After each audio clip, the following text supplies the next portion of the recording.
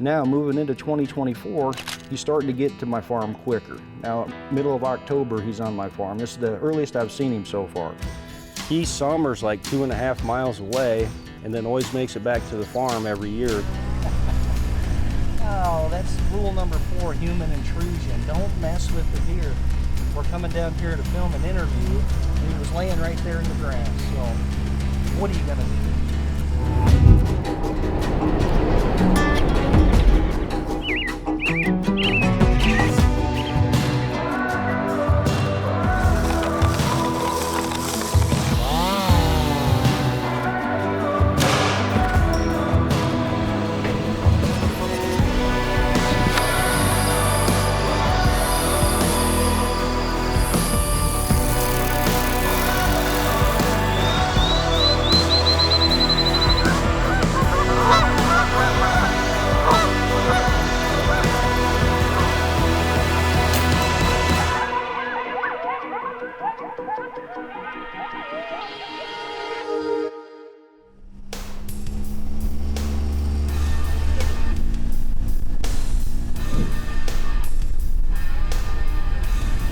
That's rule number 4, human intrusion. Don't mess with the deer. We're coming down here to film an interview, and I wanted to do it right where I got pictures of old Genesis, we're calling him now. He was the 6x5, and he was laying right there in the grass. So, what are you gonna do? We'll kill him right there this fall.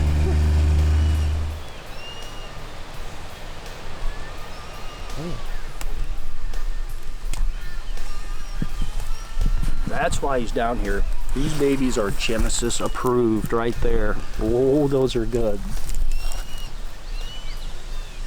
Welcome back to the show, guys. We just got double confirmation that Genesis is around. I got a picture of him right here. I think it was June the 18th, if I remember correctly. So we're coming down in here, and would you believe he's bedded in the tall grass right there. There was a smaller buck there. Devin started to film him. Genesis jumps up, runs right down through here, Primrose Pass, so that's pretty exciting. Remember, this is only June. He looks like that in June. It's going to be a giant, so that's pretty exciting, man. You know, last year, going into the fall, we didn't really have a buck that was way up on the target list. I really wanted to get like a Loch Ness monster, you know. So we just kind of bounced around, ended up getting some nice management bucks. Rachel got one, Joe got a couple, I got a couple. We did a nice job managing the farm, and would you believe now Genesis is back? Now, I've never gotten summer pictures of this deer. He's always summered 2.5 miles to the north. Is it the things we're doing on the farm? Is that why he kept getting here sooner and sooner, and now he's here in the summer? I bet if you sit down here and watch this little bean plot, I bet you'd film him right down here, which we'll try to do a little later on this summer. But you know, all these things you do to your farm, the TSI, the food, you know, the herd management, that stuff can go a long way into playing into why these bucks are here. You know, we took all those management bucks off the farm last year, so maybe that's why he's moved in here now, kind of full time. You know, this week's episode is not going to be any different. We're going to be talking about land management, herd management, all that kind of stuff with Nolan Redeker. You guys remember Nolan. He bought his first farm at 21 last year. So he's way ahead of the curve. You know, I think I bought my first farm, I was about 28 probably. And so he's way ahead of me. It was fun this year during the shed hunt. I got to walk with Nolan for a while, and you know, he reminds me a lot of myself. He wants to know all there is to know about hunting and anything you can learn. I mean, he's just a sponge for information. He's saving every penny to put it toward his hunting properties. So he's going to be a force to be reckoned with coming up. So let's join Nolan now and see what he has to say about this very subject of land management, herd management, and all that kind of thing.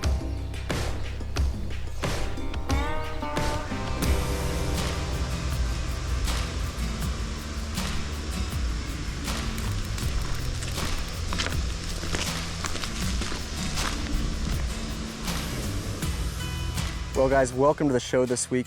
For this week's episode, I'm really excited to walk you guys through the Buck 40, and I really just talk about year 1 of ownership, what I've learned so far about the property and the different projects that I've done thus far in turning the Buck 40 into the best property it can be. As you guys saw on last week's show, we were really able to see Justin do the full transformation on his property, And it's really been cool from the outside looking in to see all the different projects that he's done throughout the years, and to really what that's turned the property into what it is today. And really that's the same vision I have for the Buck 40. Here, finding ourselves in June of 2025, I'm sitting at a little over 1 year of ownership. And looking back to last June, you can find the episode where I talk about all the things that I did to put myself in the position to be able to buy the Buck 40. But moving on from last June, I was really excited to get in here and really start to prepare the property for my first hunting season on it. Was able to add some really cool additions to some food in here. Was able to add that addition to the U plot, as well as make a brand new corner plot out on the southeast corner of the property. But also, just establish stand locations in here, establish camera locations. And as we got closer to season, I was really excited to spend a lot of time hunting in here last year. But plans kind of changed when I got pictures of a buck that I had a lot of history with. I really spent my entire fall last year hot on Kirk's heels. Unfortunately, wasn't able to catch up with him. Ended up killing a different buck there in the later half of November. And just a few short weeks after I got my buck on the ground, a good friend of mine was able to kill Kirk. It was super bittersweet to finally end the story with him, but I was fortunate enough to be able to go on the recovery with my friend and be able to see Kirk up close in person. But after spending a few hunts in here and, was just really excited to look through all the pictures at the end of the season. I'd had that Cuddy link in here the entire year, and it was really cool to see I tallied nearly 40 different bucks here on the property at some point last season, and that number just blew my mind. 40 different bucks on 40 acres was just a really astounding number to me. With that said, a lot of those are roaming bucks that only come through once or twice throughout the season. But with that said, there's also a lot of home bodies in here, and some of those are two really nice bucks that I'm really excited for this coming season. One buck I named the Grinch, and another buck that I named Bugs. And the Grinch was a buck that showed up mid-October, just a super mature deer, and a buck that frequented the property. So he's a buck that I'm really hoping to see this coming year. And the other buck being a buck that I named Bugs. He's a deer that is just super tall and framey. And I actually was fortunate enough to get pictures of him just here a little over a week ago, and man, he looks like a really big deer. He's gonna be a 10 this year, where last year was just a 9. But just one of those bucks, that frame he has really gets your blood flowing, especially when you get a trail camera picture of him. So with that said, really got all those trail camera pictures looked through, and that really propelled me to the off season and got me thinking about how can I make the Buck 40 better, not just for the coming season and getting a better chance at killing one of those 2 bucks in the fall of 25, but really how can I better the property overall and turn it into just an awesome property for wildlife. So with that said, I got in here with the chainsaw and got right to work this past winter. What we're gonna do today is I'm gonna walk you through 3 different sections of the farm. When I think about the timber on this property, I think about it, it's pretty diverse, and I think about it in 3 different sections. So we're gonna walk to each of those sections today, talk about, what I've done so far on that section or what I'm planning to do in the future, and really how I'm going to continue to transform this property overall and to make it just an awesome deer hunting property.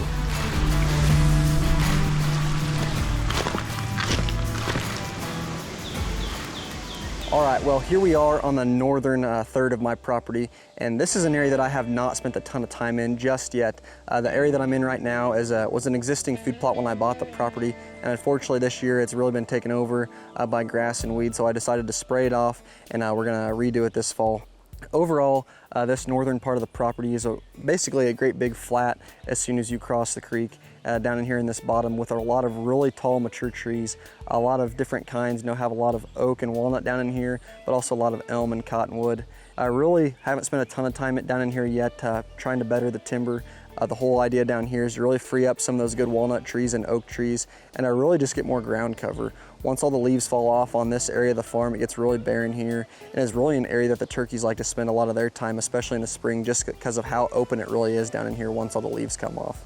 But one really unique aspect about this area is all the pawpaw trees that are down in here. Those pawpaws produced a ton of fruit this past early season, and it was really cool to see that the time of year that those were getting ripe and falling on the ground was really the time of year that I have had a ton of different bucks starting to show up. So I think that's a unique aspect that has a big draw to deer on this part of the property. Moving on from here, we're gonna get to more of the central part of the property where the main ridge runs the full length of the Buck 40, and that is an area that I'm really excited about moving forward here. So we'll go ahead and head that way.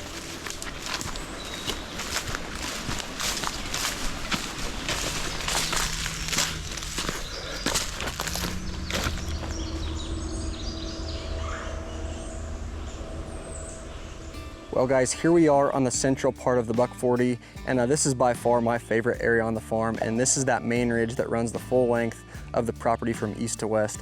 And this ridge is just beautiful. It's plumb full of all different kinds of oaks of all different ages, some really young trees, some really mature trees, and it's just a beautiful area and one of those areas that you really want to have on your hunting property. Overall, I didn't spend a ton of time in here necessarily with the chainsaw, but this past spring I was able to get some friends and family out here and I'd be able to burn this area of the property off. Before we burnt it, it was really just really full of leaf litter on the ground, and we weren't getting a ton of green growth, especially on the ground level. So after burning this area of the farm off, it's been really cool to see, all the green growth come up this spring and really offer a lot of new browse to the deer that wasn't here previously.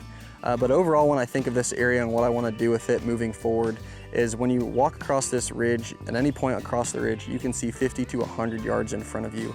And that's something I noticed this past fall when looking through camera pictures, is I don't know how many times I would get pictures of a buck entering the property on the east side, then exiting on the west side within 20 to 30 minutes through the rut. They were cruising through the property that fast when looking for does. So really what I want to do is really thicken this area up. I really want to make it to where the bucks have to spend a lot of time in here looking, but also for the bedding and food on the property overall. I didn't notice a ton of bucks bedding here in the off season, and I think as I increase the bedding and food on this property within the timber, I think I'll see that many more bucks bedding on the buck 40. But overall, this main ridge is a really key place to this farm. I got a ton of pictures of both bugs and the Grinch entering the property from the east along this ridge. That was right by that camera. I have a stand that I made my very first sit on, and that's an area that I think I'll stand a really good chance at catching up one of those bucks, whether it's in October when they're in here eating on acorns, or whether it's in November when they're in here looking for a doe. Moving on from here, we'll move on to the southern third of the property, and that's the area where I spent the majority of this off season with the chainsaw.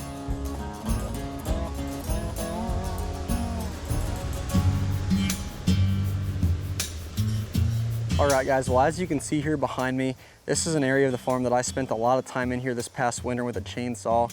And one reason I spent a lot of time in was because this was the area that we had the most pictures of both bugs and the Grinch. I would get pictures of them mid-morning in this bedding area all the time. That in mind, I really wanted to make it to where this was an area that bucks were gonna spend even more time. It's definitely a lot younger timber on this area and definitely not as heavy of timber on this southern third. And that's because this is an area that used to be cattle pasture years ago. And with that said, there's a lot of elm trees and locust trees and hedge trees coming up, so it's an area that could definitely see some improvement. But with that said, there is many young oak trees starting to make their way to the south. So really the whole goal was not just to free up those oak trees, but to really cut down a lot of those lower quality trees such as the locust and the elm. And kind of the strategy we went with when cutting down the locust was really to just treat them right away with Tordon to go ahead and kill the locust trees. But we left a lot of the elm, and it's been super cool to see a lot of those shoot new sprouts up and new growth, and really see all the browse pressure on those. So not only have we added a ton of food in this area with all those new sprouts and new growth, but also added some really good horizontal cover. And this area has just been really cool to see how it's transformed this spring. And this isn't an area I can necessarily get in here to specifically hunt these deer within this bedding area. I just don't have a great wind to get in here and do that, but I can definitely pick and choose my spots around this area and have a chance at these bucks when they're going in and out of this bedding area. And when looking back at the chainsaw projects I did over this winter, there are definitely some things I would have done differently. I'm pretty new to running the saw, pretty new to timber management. And I'd call one of the guys up on the team, whether it be Owen or Zach or anybody for that matter, to help me out with a question I'd have. After some conversation with the guys, there were two things that I really would have changed how I did things this winter. One would have been that I would have came in before I did any cutting, came in with the chainsaw at all, and I would have marked every single tree that I wanted to cut with spray paint. Dad and I wasted a lot of time, with the chainsaw on our hip, staring up at the trees, trying to decide exactly which tree to cut. So had I came in here beforehand with the spray paint and marked all the trees I wanted to cut, I really think that would have saved me a lot of time. But the next thing is the main thing that I really wish I would have done differently. And coming out of winter and getting into spring, I remember a specific phone call with Zach, and I told him, Zach, I've spent a lot of time on the southern third of the property where there's a lot of lower quality trees cutting this winter. I really want to start, trying to thicken up the middle part of the property along that main ridge, and I really start to get some good cover in there and do a lot of chainsaw work in there. And he told me, you really want to be careful with that, especially as these trees are coming out of dormancy. And as you're in here cutting, you spend a lot of time, falling trees into other trees, and they're knocking off limbs and whatnot. And he made that comparison to when you're knocking a limb off a tree, he compared it to just like having a cut on your arm.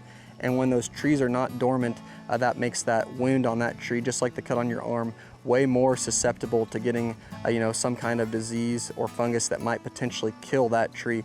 So with that said, I've kind of stayed away from my higher quality timber there throughout the middle part of the farm here this time of year. But with all that in mind, I think looking back, I would have spent more time in the high quality timber this winter, where I didn't have to worry as much than I could spend the spring and summer months out here on the southern half, where there's not as many high quality trees for me to worry about. But overall, with just being new to timber management, these are things I'm going to learn along the way. And as I go throughout the years, it's just things that I'm going to get better and better at. So as we moved out of the winter into the spring and summer months, my mind shifted towards food.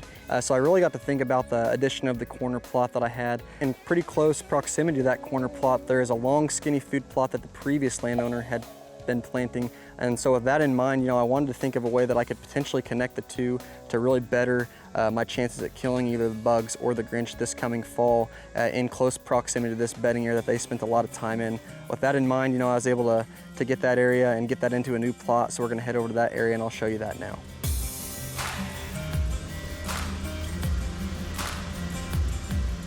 Well guys, here we are in the new and improved corner food plot. And this is probably my most exciting project that I've done so far. And this was something that, first and foremost, I have to say a huge thank you to my grandpa. He lives just a few short miles down the road and was able to come in here with his backhoe and really carve this out for me.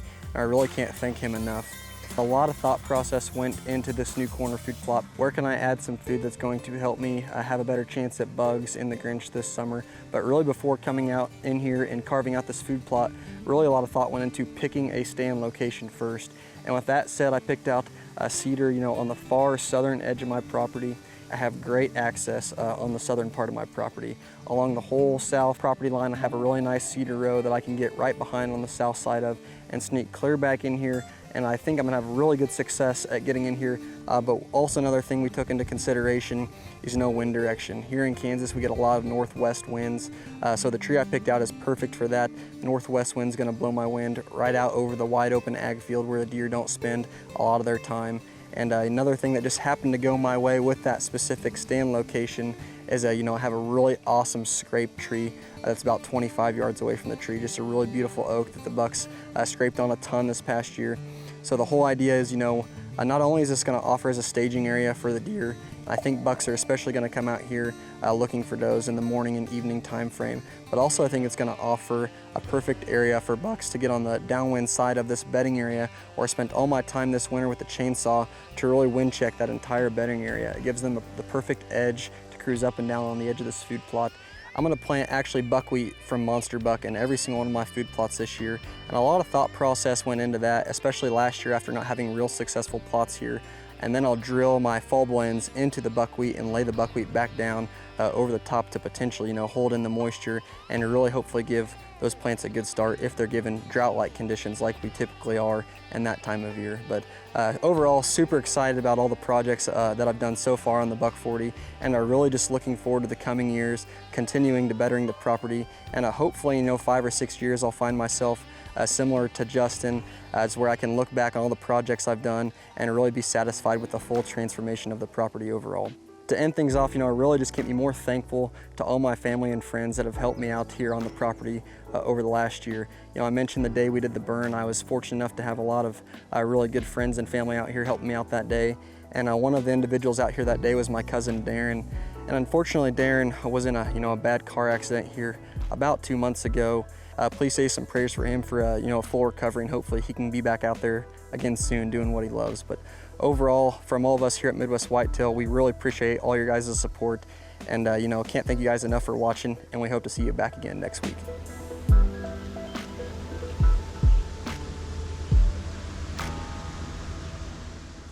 If you're looking for a turnkey hunting property that is ready to go with a long-standing history of producing good deer and turkey numbers, you need to check this one out.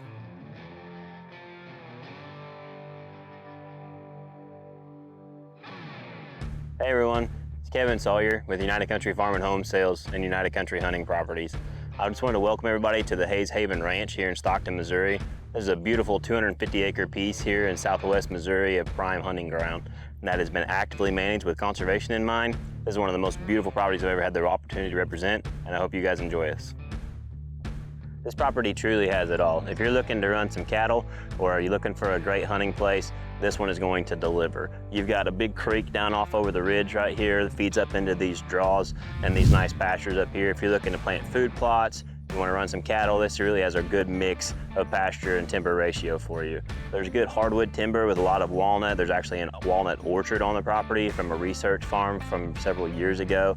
It's located just 7 minutes to Stockton Lake, and it's truly one of the most beautiful places we've ever had the chance to represent.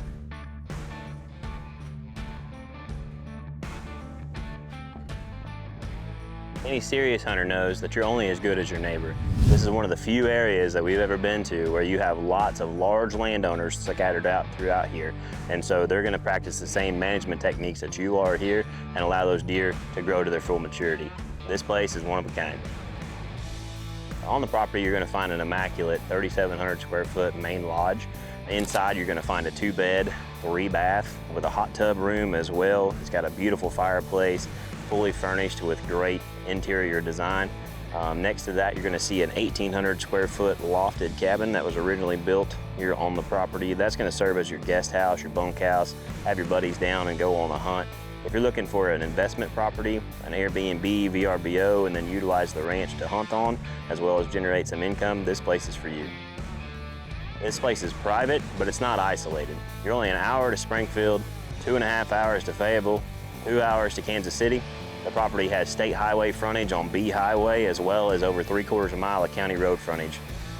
I'm blessed to have gotten the opportunity to grow up in this Ozarks region, and I'm excited to be able to offer this property for someone else to come in and enjoy what it truly makes this property special and this whole region special. So if you like the Ozarks and you like the rolling topography and you're enjoying friendly people that produce good deer, why don't you come and stand on your investment?